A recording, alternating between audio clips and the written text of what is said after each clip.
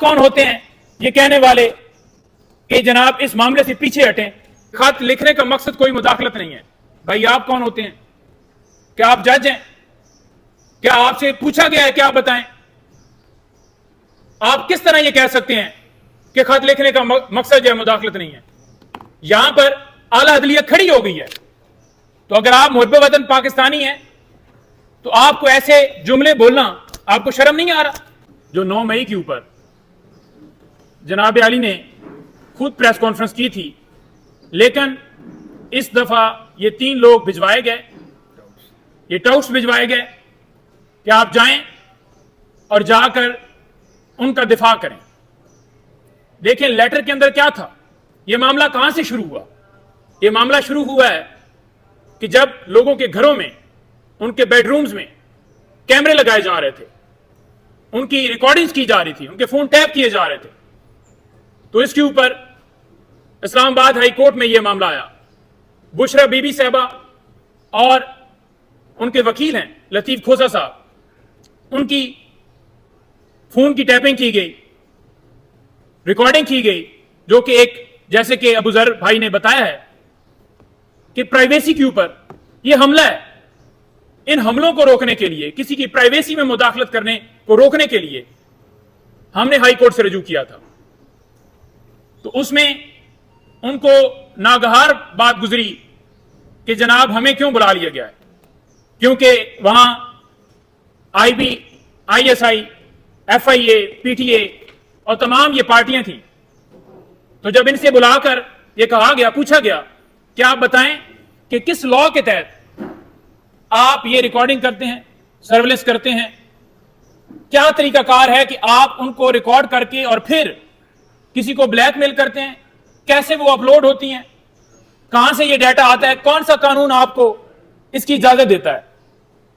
تو اس کے اوپر انہوں نے جسٹس بابر ستار کو یہ کہا کہ آپ اس معاملے سے پیچھے ہٹ جائیں۔ تو پھر جسٹس بابر ستار نے یہ خط لکھا چیف جسٹس اسلام آباد ہائی کورٹ کو، انہوں نے کہا کہ مجھے جو ہے پیچھے ہٹنے کا یہ کہا گیا۔ تو اس کے اوپر آ کر وہ کیا بات کرتے ہیں وہ میں آپ کے سامنے رکھنا چاہتا ہوں۔ وہ کہتے ہیں جی کہ خط لکھنے کا مقصد کوئی مداخلت نہیں ہے۔ یہ میں ان 3 لوگوں کی بات کر رہا ہوں جن کا روف صاحب نے کہا ہے کہ ہم مناسب نہیں سمجھتے کہ ان کا نام بھی لیں، کہ خط لکھنے کا مقصد کوئی مداخلت نہیں ہے۔ بھائی آپ کون ہوتے ہیں؟ کیا آپ جج ہیں؟ کیا آپ سے پوچھا گیا ہے کہ آپ بتائیں؟ آپ کس طرح یہ کہہ سکتے ہیں کہ خط لکھنے کا مقصد جو ہے مداخلت نہیں ہے؟ یہاں پر اعلیٰ عدلیہ کھڑی ہو گئی ہے، تو اگر آپ محب وطن پاکستانی ہیں تو آپ کو ایسے جملے بولنا آپ کو شرم نہیں آ رہا؟ پھر دوسرے ریمارکس دیتے ہیں جناب، وہ کہتے ہیں جی کہ خط کا غلط تاثر دیا جا رہا ہے۔ تو میں نے پہلے اس کا جواب دے دیا ہے، تو اس کا بھی یہی جواب ہے کہ تاثر جو ہے آپ نہیں ڈیسائیڈ کرنے والے۔ اچھا جی، کہا جا رہا ہے کہ آج کل تاثر یہ ہے کہ عدلیہ اور انتظامیہ کے درمیان تعلقات خراب ہیں۔ جی پہلی بات تو یہ ہے کہ یہاں پر جو بات ہو رہی ہے وہ اداروں کی آزادی کی بات ہو رہی ہے۔ ہمارا آئین پاکستان یہ کہتا ہے کہ تمام ادارے اپنی حدود میں رہیں۔ یہاں پر یہ نہیں ہو رہا کہ کسی کی آپس میں کوئی مخالفت ہے یا کوئی جو ادارہ ہے اس کے انڈر عدلیہ آتی ہے۔ عدلیہ کا اپنا کام ہے، آپ عدلیہ کے کام میں مداخلت نہیں کر سکتے۔ وہ کہہ رہے ہیں کہ آپ مداخلت بند کریں، آپ کہہ رہے ہیں کہ یہ نہیں، یہ تو کہہ رہے ہیں کہ لڑائی ہو رہی ہے۔ اچھا، اس کے ساتھ ساتھ یہ کہہ رہے ہیں کہ ریاست کے حساس معاملات ہوتے ہیں۔ ہم بھی کہتے ہیں کہ بالکل حساس معاملات ہوتے ہیں، لیکن کیا یہ معاملات حساس ہیں کہ آپ کسی کے بیڈ روم کے اندر کیمرے لگائیں، ان کی ویڈیو بنائیں، پھر انہیں بلیک میل کریں، ان کے بہنوئی کو اٹھائیں، اتنا اس کے اوپر پریشر ڈالیں جج کے اوپر کہ وہ ہاسپٹل میں داخل ہو جائے؟ پھر کہا جا رہا ہے جی کہ جو سیکیورٹی یا اسٹیبلشمنٹ کے کسی افسر نے براہ راست رابطہ نہیں کیا۔ اب اس بات کے اوپر میں یہ کہوں گا کہ انہوں نے یہ بات ایڈمٹ کر لی ہے کہ رابطہ کیا گیا ہے۔ انہوں نے بات یہ ایڈمٹ کر لی ہے کہ رابطہ کیا گیا ہے، ہمارے ذریعے کیا گیا ہے، انہوں نے ڈائریکٹلی نہیں کیا۔ تو آپ کون ہوتے ہیں یہ کہنے والے کہ جناب اس معاملے سے پیچھے ہٹیں؟ کیونکہ یہ آ کر غلط بیانی کر رہے ہیں کہ ہم نے کہا جی کہ ان کیمرہ پروسیڈنگ کی جائے۔ کوئی ایسی بات نہیں ہے۔ اگر ان کیمرہ کی بھی بات ہونی تھی تو کھلی عدالت میں ہونی تھی، جہاں پر دوسری طرف سے بھی موقف لیا جاتا، لیکن اس کو غلط جو ہے رنگ اس کا بدلنے کے لیے انہوں نے یہ کہہ دیا جی کہ نہیں جی انہوں نے آ کر خود نہیں کہا، لہذا میرے ذریعے میسج گیا ہے کہ آپ پیچھے ہٹ جائیں۔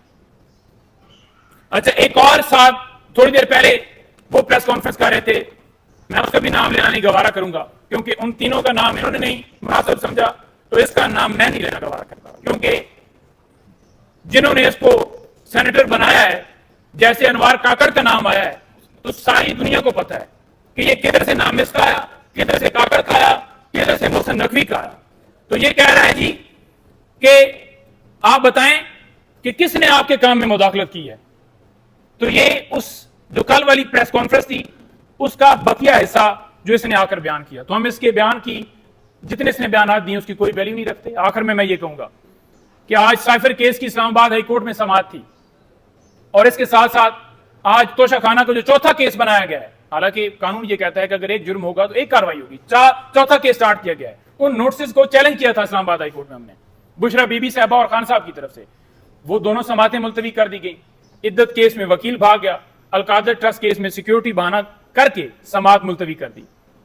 یہ صرف اور صرف کیسز کو لٹکایا جا رہا ہے۔